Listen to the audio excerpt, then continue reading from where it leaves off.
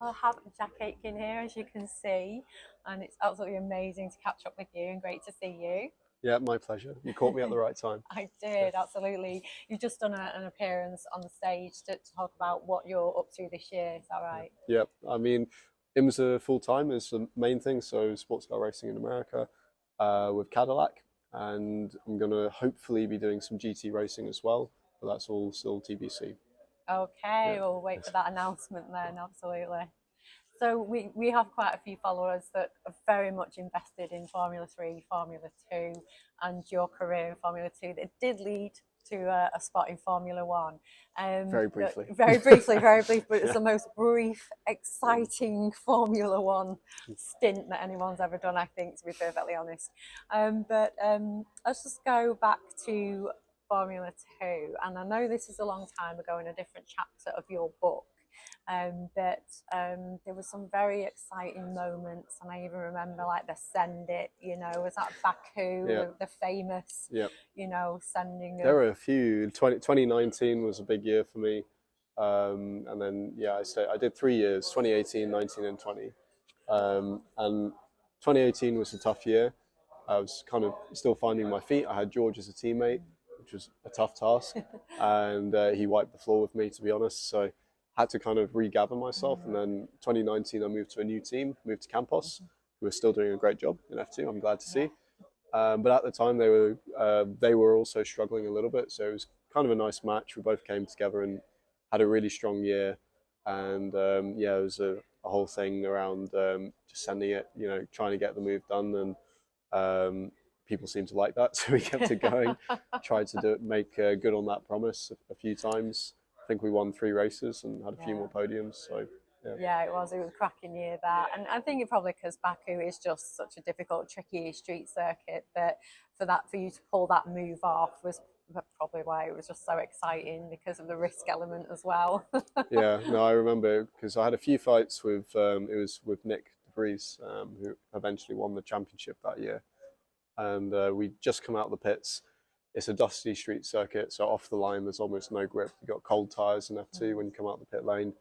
And I could see that he was quite ginger, like we all were, but I was feeling a bit more confident. So I tried to strike while the iron was hot, and luckily nothing locked up, and managed to keep it on the road, and that kind of secured that. I've always liked Baku though. The year before in 18, I had a podium. I think that was the year as well that we had a lot of cars stalling on the grid. People were struggling to make the clutch work as they wanted. So on the grid, you had like 3 or 4 cars all strewn out, and people were weaving in and out trying to dodge their way around it. And we came from stalling on the grid, starting from the pit lane to second Yes, in the race, which yeah. was amazing. Yeah. Yeah, absolutely. Yeah, it's definitely a key moment. So you were part of the Renault Academy first, and then you went into the Williams Driver Academy, and you did some test drives, and then you also, on the pandemic year, got the opportunity to be called up with your former teammate George Russell. Jumped into Lewis's seat at the time because he was at Williams. Mm. As Lewis got poorly, became unwell, and you jumped straight into George's seat in that Williams. Yeah. So I've watched it. I know what happened, but in your words. Yeah, it was. I mean, they asked on the stage as well, and um, to be able to take part in a race full stop is an amazing thing. Because at the end of the day, from when I started driving karts, really that's what I've wanted to do my whole life, was racing F1. And there are some things from that weekend that I'll never forget, that I'll never have taken away from me. And at the time, spinning in the race was very frustrating. And you're so focused on the short term that I was, yeah, distraught. But then with a bit of time to think about it, actually I look back and all the other things that I did that weekend that were really good, qualifying so close to Nicky in the other car on my first go, just all the other little bits that came together, and working with the team that I knew a little bit from having done testing, but then being thrown into working with them full time. And I'm really proud of all of that. So I'm happy with what I did, and it's kind of like close that chapter. that's what it was, and I move on to the other parts of my racing career. Yeah. I think when I was having a discussion with Callum Ilott earlier, and of course he's not taken the road to F1 himself either, or has certainly been on it, but he's not stepped into it. And I think that the positives that come from yourself and Callum and others dancing in Formula E, you know, that sort of era of drivers when you were all together, and there was kind of like nowhere for you to go in F1. Not enough seats, not enough teams, from my opinion. I come from a fan of when there was a heck of a lot, 24 teams on the grid, you know, 24 teams, 24 cars on the grid, and it's a real shame that there isn't enough seats, but there isn't at the moment. But to see you go on and have still a successful, great motor racing career where you're still doing your passion, you've not had to go and work in an office, you've not had to take another career path. You're still racing. And what happened when you then left Formula 2? Why did you leave? Was there not a seat? What happened there? It was the classic reasons. So, you know, it was the third year that I'd done it, which I already felt like, you know, traditionally, your greatest chance of jumping into F1, you're going to do a really good rookie season and get picked up straight away. Some guys, they can do a second season as use the first year as a stepping stone, win the championship, and then get picked up. And then after that, your chances just start to fall off a cliff. And that's the reality. And I was getting older, not younger. I know that's a crazy thing to say, but in elite sport, the age is coming down all the time. So at the end of that third season, we just looked at it with some reality and said, if it hasn't happened now, it's probably not going to happen. Yeah. It's costing all this money to do, which we don't have. You know, we're already cutting deals with Campos, who are working very hard to get us onto the grid. Adrian Campos, who has now passed away, of course, but he played a massive role in keeping me on the F2 grid. But we couldn't do that forever. He couldn't do that. I couldn't do that. So we just took the decision to start looking at sports cars and places where I could make a living. Yeah, and you did.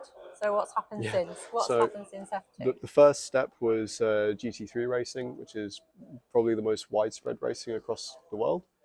And therefore it has the most paid jobs. Yeah. And I know a few other F2 guys that had jumped in and done that kind of racing, whether it was Alex Albon, sorry. Callum's done a bit of it. I'm sure there've been a few others. And so I joined a team, started racing in that. They gave me a small contract to start. Wasn't really earning any money at all. But then off the basis of success I had that year in 21, got a proper contract for the following year. And then last year got my first factory contract with Cadillac. Which is great. That's amazing.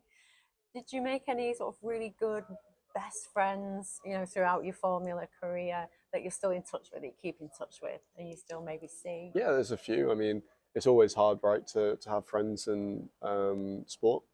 But before my F2 and F3 days, actually, Jake Hughes was my teammate in Formula Renault, who's another British driver, a Brummie. He's local. He's a Villa fan. Yeah, I know. Exactly. A very diehard Villa fan, according to his Twitter. He'll be happy right now. Yeah. But we were teammates in 2015 in Formula Renault, and we had some great battles and managed to have a great relationship off track as well, which is pretty rare. He's got a fantastic family as well. You know, we all got on very well. Even when I pushed him off the road to win a race, he still forgave me and he just returned the favor next time. So it's a mark of true friendship. So he's doing great in Formula E at the moment. And then from Formula 3, Formula 2, you know, being part of the Renault Academy, I got to know a lot of those guys very well. So Louis Delatraz, Antoine Hubert, Max Futrell, Christian Lundgaard, these guys, some of whom have stopped or since gone on to do other things. Keep in touch whenever I see them, and that's great.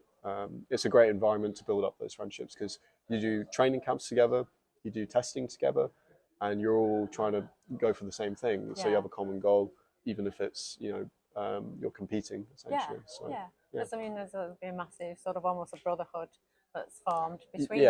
I think you're going through the same thing. Yeah, you all understand you have the same pressures, the same problems. And it's rare that, although you are competing against each other, we weren't really in the same series, which helps. So yeah, it was nice. Yeah. were you? It's a question. Were you at the Renault Academy when with Antoine? Yeah, no, Yeah, I I thought it was. was that year. Yeah. Yeah, in 2019, we'd actually just been on a training camp. So I was with some other friends, not drivers, but some other friends who knew Antoine, and we'd all been on a training camp together that summer in August to the Pyrenees, and they wanted us to cycle from one side of the Pyrenees to the other. It sounds a lot harder than it was. We stayed in very nice hotels and had a van following us, you know, A bit like classic the Tour de drivers. France, but Yeah. So there were six of us doing that. It was me, Max Schuchel, Christian, Antoine, Victor Martins was there, oh yeah, okay. current F2 driver.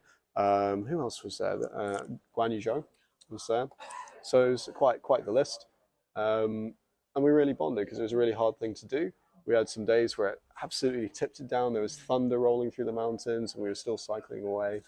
Um, and there was a competition through the whole thing to see who had the best spirit, Okay. however you define that. And the winner would get one of the bikes. So because they weren't our bikes, they were the team's bikes, and they said, if you win, you'll get this bike. And Antoine was the winner because he pretty much led us up every mountain, but he was also pushing people up with him, saying, "Come on, you can make it," and being a real team player. He would have been great in endurance racing, by the way. And then sadly, what was it, 2.5 weeks later, I think, was Spa. But I was with these friends and we said, what a nice thing that we had that last memory together, rather than just being part of a racing season. You know, yeah, he was a great guy, and yeah, it's a real shame. It is, absolutely. When I don't delve too much into this at all, but when you lose a friend and a peer and somebody that's a competitive racing driver as well, did that affect you in any way? Did you have doubts yourself about continuing, or? I think some people did. I mean, you can only speak personally because everyone reacts a bit differently.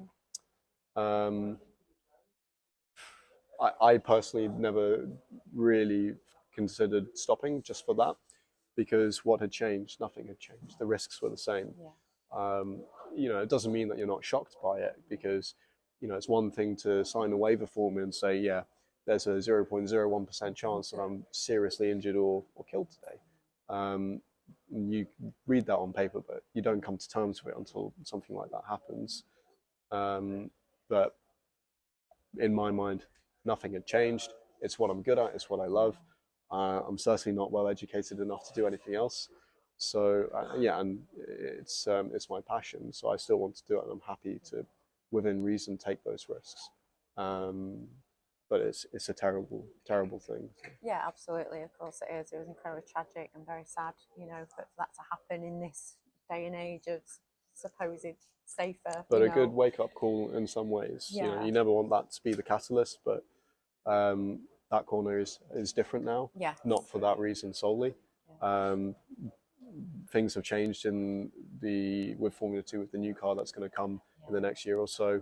Regulations have changed, a lot of things. So, you know, people have learned from it, and that's good. Yeah, absolutely. So you've got a full nice season ahead then. You said now this is a full drive for you. And is there any circuits you're looking forward to?